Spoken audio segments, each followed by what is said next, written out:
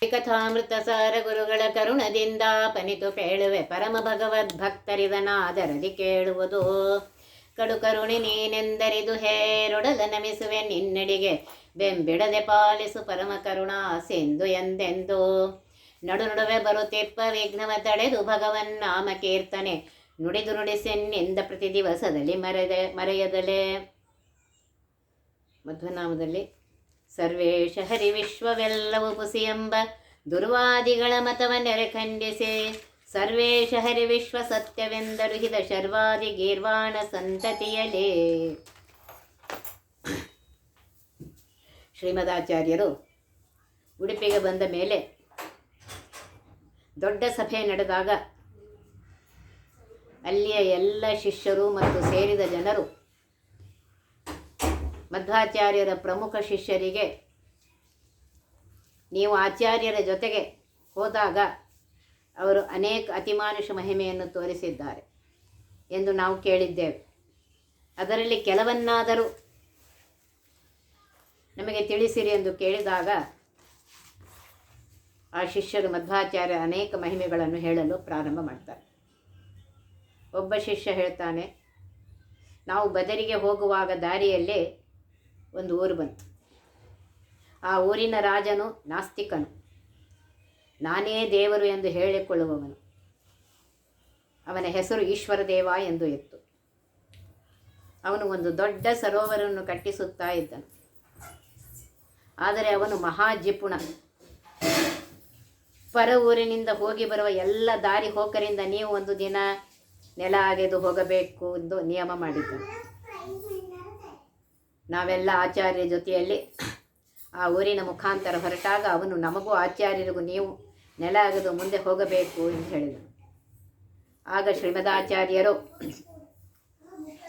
ನಾವು ಸನ್ಯಾಸಿಗಳು, ನಮಗೆ ನೆಲ ಅಗೆದು ಗೊತ್ತಿಲ್ಲ, ಸ್ವಲ್ಪ ನೀನು ನಮಗೆ ಅದನ್ನು ಕಲಿಸಿಕೊಡು ಎಂದರು. ಆಗ ಅವನು ಗುದ್ದಲಿ ತೆಗೆದುಕೊಂಡು ನೆಲ ಅಗೆಯಲು ಪ್ರಾರಂಭಿಸಿದ. ಹಾಗೆಯೇ ಅಗೆಯುತ್ತಾ ಇದ್ದ. ನಾವು ಬೇರೆ ಊರಿಗೆ ಹೋಗಿ ಬರುವವರೆಗೂ ತಾನೇ ಅಗೆಯುತ್ತಾ ಇದ್ದ.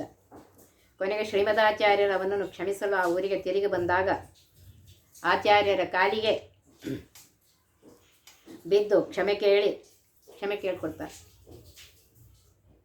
ಏಕೆಂದರೆ ಆಗ ನಮಗೆ ಗೊತ್ತಾಯಿತು, ಎಲ್ಲ ಪ್ರಾಣಿಗಳಲ್ಲಿದ್ದು ಕಾರ್ಯಪ್ರೇರಕರಾದ ವಾಯುದೇವರೇ ನಮ್ಮ ಗುರುಗಳೆಂದು. ಏಕೆಂದರೆ ದೋಷರಹಿತರಾದ ಸರ್ವ ಜೀವೋತ್ತಮರಾದ ಸಕಲ ಪ್ರಾಣಿಗಳಿಗೆ ಪ್ರೇರಕರಾದ ಪ್ರಾಣದೇವರೇ ಇವರಾದ್ದರಿಂದ ಅವರೇ ಆ ರಾಜನಿದ್ದು ಪ್ರೇರಣೆ ಮಾಡಿದ್ದರಿಂದ ಮಧ್ವಾಚಾರ್ಯರು ಬರುವವರೆಗೂ ತಾನೇ ನೆಲವನ್ನು ಅಯ್ಯುತ್ತಿದ್ದ. ಇನ್ನೊಂದು ಘಟನೆ ಹೇಳುತ್ತೇನೆ ಕೇಳಿ. ನಾವು ಉತ್ತರ ದಿಕ್ಕಿನಲ್ಲಿ ಸಂಚರಿಸುತ್ತಿರುವಾಗ ಗಂಗಾ ನದಿಯ ತೀರದಲ್ಲಿ ಬಲ್ಬನ್ ಎಂಬ ತುರ್ಷ್ಕ ರಾಜನು, ಅಂದರೆ ಮುಸಲ್ಮಾನ್ ರಾಜನು ರಾಜ್ಯವನ್ನು ಆಳ್ತಾ ಇದ್ದ. ತನ್ನ ರಾಜ್ಯಕ್ಕೆ ಬೇರೆಯವರು ಯಾರೂ ಬರಬಾರದೆಂದು ಗಂಗೆ ಈ ದಡದಲ್ಲಿ ಒಂದೂ ನೌಕೆಯನ್ನು ಇಟ್ಟಿರಲಿಲ್ಲ. ಆ ಕಡೆಯಲ್ಲಿ ಶೂರರು ಉಗ್ರರು ಆದ ತನ್ನ ಸೈನಿಕರನ್ನು ಇಟ್ಟಿದ್ದನು. ಆಚಾರ್ಯರು ಆ ಗಂಗಾ ನದಿಯ ನೀರಿನ ಮೇಲೆ ನಡೆಯುತ್ತಾ ಆ ಕಡೆ ಹೊರಟರು. ಆಚಾರ್ಯರ ಕೈ ಹಿಡಿದು ಒಬ್ಬ ಶಿಷ್ಯ, ಅವನ ಕೈ ಹಿಡಿದ ಇನ್ನೊಬ್ಬ ಶಿಷ್ಯ, ಹೀಗೆ ಆಚಾರ್ಯರ ಎಲ್ಲ ಶಿಷ್ಯರು ಅವರ ಅನುಗ್ರಹದಿಂದ ಒಬ್ಬರ ಕೈ ಮತ್ತೊಬ್ಬರು ಹಿಡಿದು ನೀರಿನ ಮೇಲೆ ಲೀಲಾಜಾಲವಾಗಿ ನಡೆಯಲಾರಂಭಿಸಿದರು. ಆ ಕಡೆಯೆಲ್ಲ ಸೈನಿಕರು ಇವರನ್ನು ನೋಡಿ, ಯಾರೋ ಶತ್ರುಗಳು ಬರುತ್ತಿದ್ದಾರೆ ಅಥವಾ ಶತ್ರುಗಳ ಮಿತ್ರರು ಬರುತ್ತಿದ್ದಾರೆ, ಅವರನ್ನು ತಡೆಯಿರಿ, ಈ ದಂಡೆಗೆ ಬರುವ ಮುನ್ನವೇ ಅವರನ್ನು ಕೊಲ್ಲಿರಿ ಎಂದು ಮುಂದೆ ಬಂದಾಗ ಆ ಸೈನಿಕರು ಮುಳುಗಲಾರಂಭಿಸಿದರು. ಆಗ ಇದೆಲ್ಲವನ್ನು ತನ್ನ ಅರಮನೆಯ ಮೇಲೆ ನಿಂತು ಆ ಮುಸಲ್ಮಾನ್ ರಾಜನು ನೋಡ್ತಾ ಇದ್ದ.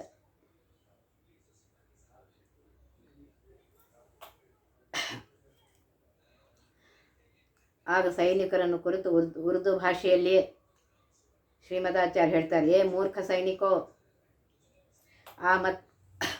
आगे मत बढ़ो, साहस मत करो, हम बहुत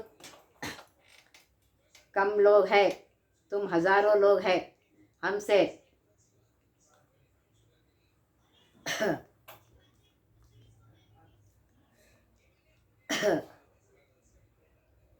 चोचदंते कोड़दते हमारे पास मत आओ, हमें आपके राज से मिलना है।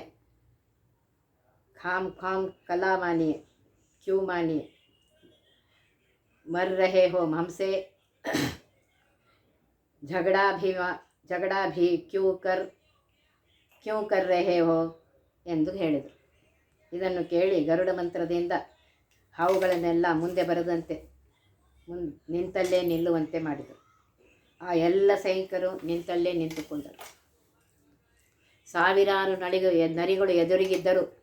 ಸಿಂಹು ಹೇಗೆ ಗಾಬರಿಯಾಗುವುದಿಲ್ಲವೋ ಹಾಗೆ ಸಾವಿರಾರು ಆ ಮುಸಲ್ಮಾನ್ ಸೈನಿಕರ ಮಧ್ಯದಲ್ಲಿಯೇ ನಿರ್ಭೀತರಾಗಿ ಮಧ್ವಾಚಾರ್ಯರು ಮುನ್ನಡೆಯುತ್ತಾ ಆ ರಾಜನ ಅರಮನೆ ಹತ್ತಿರ ಬಂದಾಗ ದೇವಾದಿ ದೇವತೆಗಳು ಯಾರನ್ನು ನಡಗಿಸಲು ಸಾಧ್ಯವಿಲ್ಲೋ ಅಂತಹ ಆಜಾನುಬಾಹು ಹಾಗೂ ಒಳ್ಳೆಯ ಎತ್ತರರಾದ ಅನೇಕ ಸಲ್ಲಕ್ಷಣಗಳಿಂದ ಕೂಡಿದ ಮಧ್ವಾಚಾರ್ಯರನ್ನು ಕುರಿತು ಅರಮನೆ ಮೇಲೆ ನಿಂತ ರಾಜನು ಹೀಗೆ ಮಾತಾಡಿದರು. ಅಹೋ ಮಹಾಮಹಿಮ ವ್ಯಕ್ತಿ,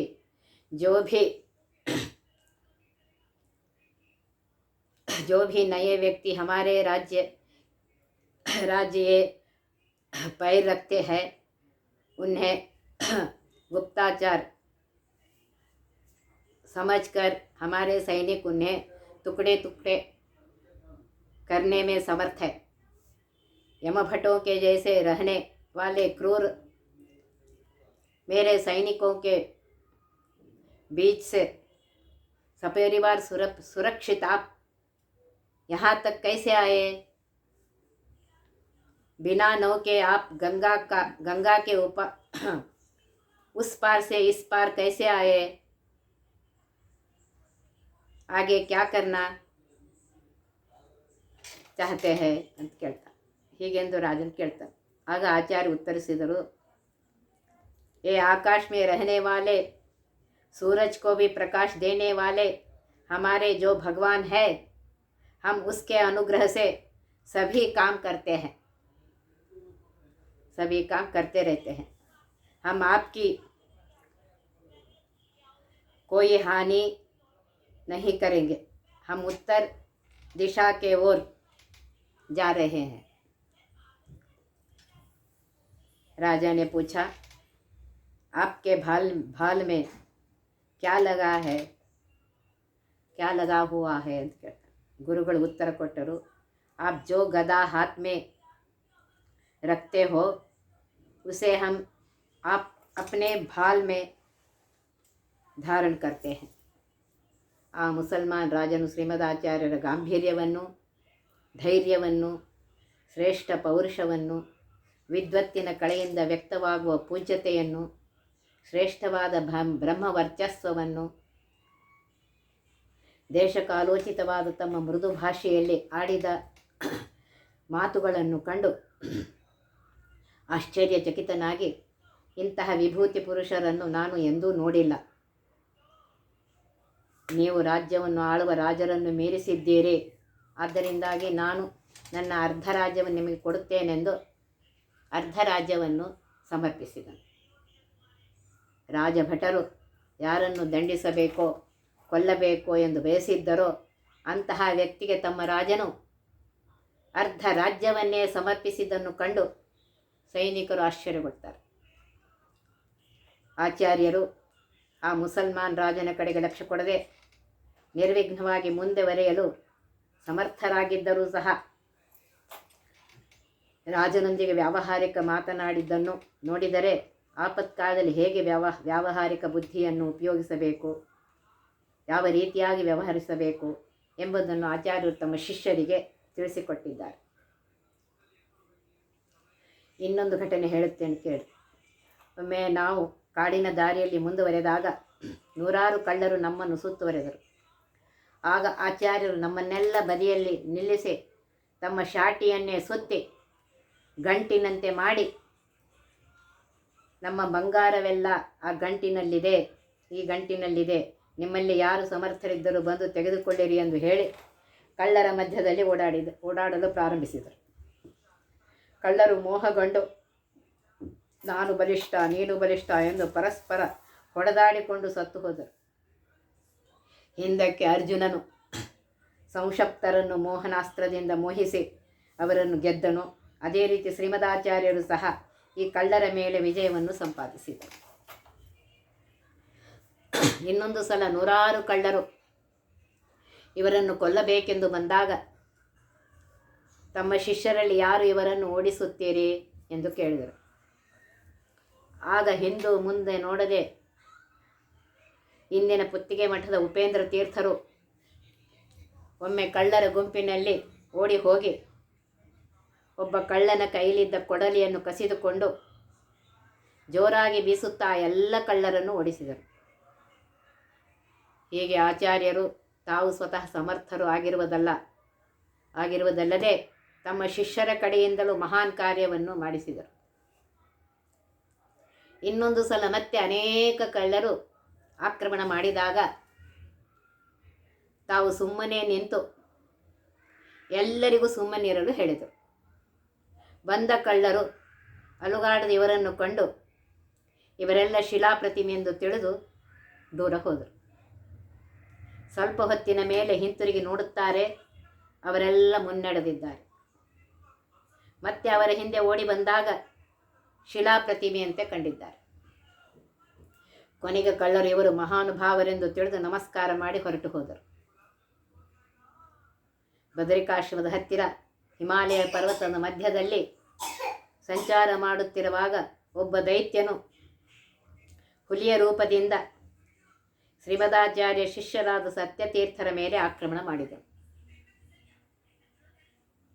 ಆಗ ಶ್ರೀಮಧ್ವಾಚಾರ್ಯರು ತಮ್ಮ ಕೈ ಹೊಡೆತದಿಂದಲೇ ಆ ಹುಲಿಯ ತಲೆಗೆ ಹೊಡೆದು ಅದನ್ನು ಕೊಂದು ಹಾಕಿದರು. ಅಲ್ಲಿಂದ ಮತ್ತೊಮ್ಮೆ ಉತ್ತರ ಬದರಿಗೆ ಬಂದಾಗ ಶ್ರೀ ವೇದವ್ಯಾಸರ ಅನುಮತಿಯನ್ನು ಪಡೆದು ಮತ್ತು ಅವರ ಅನುಗ್ರಹವನ್ನು ಪಡೆದು ತಿರುಗಿ ಹೊರಟಾಗ ಶ್ರೀಮದಾಚಾರ್ಯರು ಶ್ರೀ ವೇದವ್ಯಾಸ ದೇವರಿಗೆ ಹೇಳ್ತಾರೆ, ನಿಮ್ಮ ವಿರಹವನ್ನು ನಾನು ತಾಳಲು ಸಾಧ್ಯವಿಲ್ಲ ಮತ್ತು ಈ ಅಲಕನಂದಿಯ ಸನ್ನಿಧಾನದಿಂದ ದೂರ ಹೋಗಲು ಬಯಸುವುದಿಲ್ಲ ಎಂದು ಹೇಳಿದಾಗ ಶ್ರೀ ವೇದವ್ಯಾಸ ದೇವರು ಹೀಗೆ ಹೇಳಿದರು, ನೀವು ದಿನಾಲು ಸ್ನಾನ ಮಾಡುವ ನೀರಿನಲ್ಲಿ ಅಲಕನಂದೆಯು ಅರ್ಥಾತ್ ಗಂಗಾ ನದಿ ಯಾವಾಗಲೂ ಸನ್ನಿಹಿತಳಾಗಿರುತ್ತಾಳೆ ಎಂದು ಹೇಳಿ ಅಲ್ಲಿ ಸಮೀಪದಲ್ಲಿರುವ 8 ಉಸುಕು ನಿರ್ಮಿತ ಶಿಲೆಗಳನ್ನು ಕೈಯಲ್ಲಿ ತೆಗೆದುಕೊಂಡು ಈ 8 ಮುಷ್ಟಿಯಲ್ಲಿ ಬರುವ ಶಿಲಾ ಪ್ರತಿಮೆಗಳಲ್ಲಿ ನಾನು ಅಂದರೆ ವೇದವ್ಯಾಸ ರೂಪಿಯಾದ ನಾನು ಅರ್ಥಾತ್ ಲಕ್ಷ್ಮೀನಾರಾಯಣ ರೂಪಿಯಾದ ನಾನು ಯಾವಾಗಲೂ ಸನ್ನಿಹಿತನಾಗಿರುತ್ತೇನೆ, ನಿಮ್ಮ ಜೊತೆಯಲ್ಲಿಯೇ ನಾನು ಇದ್ದೇನೆ ಎಂದು ನನ್ನ ವಿರಹಿಂದ ದುಃಖಿತರಾಗದೆ ನನ್ನನ್ನು ಪೂಜಿಸಿ ಎಂದು 8 ಶಿಲೆಗಳನ್ನು ಕೊಟ್ಟರು. ಇಂದಿಗೂ ಈ ವೇದವ್ಯಾಸ ಮುಷ್ಟಿಗಳಲ್ಲಿ 5 ವ್ಯಾಸ ಮುಷ್ಟಿಗಳು ಉತ್ತರಾದಿ ಮಠದಲ್ಲಿಯೂ 3 ಉಳಿದ ಮಠಗಳಲ್ಲಿ ಇವತ್ತಿಗೂ ಎಲ್ಲರೂ ಕಾಣಬಹುದು. ಶ್ರೀಮದಾಚಾರ್ಯರು ಬ್ರಹ್ಮಸೂತ್ರ ರಚಿಸಿದ್ದೇನೆ, ಅದರಿಂದ ಜಗತ್ತಿನ ಅಜ್ಞಾನ ದೂರವಾಗಿದೆ, ನಾನೇಕೆ ತಿರುಗಿ ಭೂಮಿಗೆ ಹೋಗಲಿ ಎಂದು ಕೇಳಿದಾಗ ಶ್ರೀ ವೇದವ್ಯಾಸರು ಹೇಳುತ್ತಾರೆ, ಶ್ರೀಮದಾನಂದ ತೀರ್ಥರೇ, ಮಹಾಭಾರತದ ಗ್ರಂಥವು ಸಕಲ ಪೌರುಷೇಯ ಗ್ರಂಥಗಳ ನಿರ್ಣಯ ಗ್ರಂಥವಾಗಿದೆ. ಆದರೆ ಮಹಾಭಾರತದ ವಿಸ್ತಾರವನ್ನು, ಅದರಲ್ಲಿರುವ 10 ಥರದ ಅರ್ಥಗಳನ್ನು, 3 ಥರದ ಭಾಷೆಗಳನ್ನು ಅರ್ಥ ಮಾಡಿಕೊಳ್ಳಲು ಸಮರ್ಥರಾದ ಜನರು ಆಕ್ಷೇಪ ಉಕ್ಷೇಪ ಪಾಠಭೇದಾದಿಗಳಿಂದ ಪೂರ್ತಿ ಕೆಡಿಸಿ ಹಾಕಿದ್ದಾರೆ. ಆ ಮಹಾಭಾರತದ ಅರ್ಥ ನಿರ್ಣಾಯಕವಾದ ಮಹಾಭಾರತ ತಾತ್ಪರ್ಯ ನಿರ್ಣಯವೆಂಬ ಗ್ರಂಥವನ್ನು ರಚಿಸಬೇಕಾಗಿದೆ. ಅದಕ್ಕೆ ಪೃಥ್ವಿಗೆ ತಿರುಗಿ ಹೋಗಿರಿ ಎಂದು ಆಜ್ಞೆ ಮಾಡಿದರು.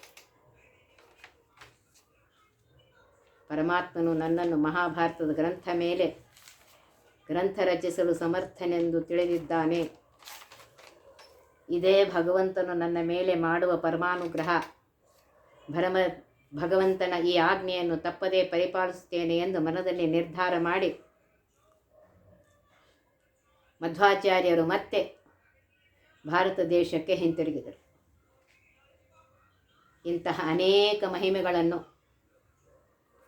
ನಾವು ಕಣ್ಣಾರೆ ಕಂಡಿದ್ದೇವೆ ಎಂದು ಆಚಾರ್ಯರ ಶಿಷ್ಯರು ಮುಂದಿನ ಜನಸಮೂಹದ ಸಭೆಯಲ್ಲಿ ಆಚಾರ್ಯರನ್ನು ಕೊಂಡಾಡಿ. ನೋಡ್ರಿ ಆಚಾರ್ಯ ಮಹಿಮೆ ಎಷ್ಟಿದೆ. ಅವರನ್ನು ಸ್ಮರಣೆ ಮಾಡ್ತಾ ಇದ್ದೀವಿ, ನಮ್ಮಿಂದ ಮಾಡಿಸ್ಕೋತಾ ಇದ್ದಾರೆ, ನಮ್ಮ ಮೇಲೆ ಅನುಗ್ರಹ ಮಾಡಿದ್ದಾರೆ. ಅವರ ಸ್ಮರಣೆಯನ್ನು ಬಿಡದೆ ಯಾವಾಗಲೂ ಮಾಡ್ತಾ ಇರಬೇಕು. ಅವರಿಗೆ ಬೇಡ್ಕೋತಾ ಇರಬೇಕು, ನಿಮ್ಮ ಅನುಗ್ರಹ ಆಗಲಪ್ಪ ಅಂತೇಳಿ. ಅವರ ಅನುಗ್ರಹ ಆಯಿತು ಅಂದರೆ ಪರಮಾತ್ಮ ಅನುಗ್ರಹ ಮಾಡ್ತಾನೆ. ಇಷ್ಟು ಹೇಳಿ ಇವತ್ತಿಂದ ಮುಗಿಸ್ತೇನೆ. ಮುಂದಿನದನ್ನು ನಾಳೆ ನೋಡೋಣ. ಒತ್ತಿವಹ ವಿಘ್ನಗಳ ಕಳೆದಪ ಮೃತ್ಯುವಿಗೆ ಮರೆ ಮಾಡಿ ಕಾಲನ ದೂತರಿಗೆ ಭೇಕರವ ಪಟ್ಟಿಸಿ ಸಕಲ ಸಿದ್ಧಿಗಳ ಒತ್ತಿಗೊಳ್ಳಿಸಿ ಮನರು ಹೇಕ್ಷಣ ನೃತ್ಯ ಮಾಡುವರವರ ಮನೆಯೊಳು ನಿತ್ಯ ಮಂಗಳ ಹರಿಕಥಾಮೃತ ಸಾರ ಪಡಿಸುವರ.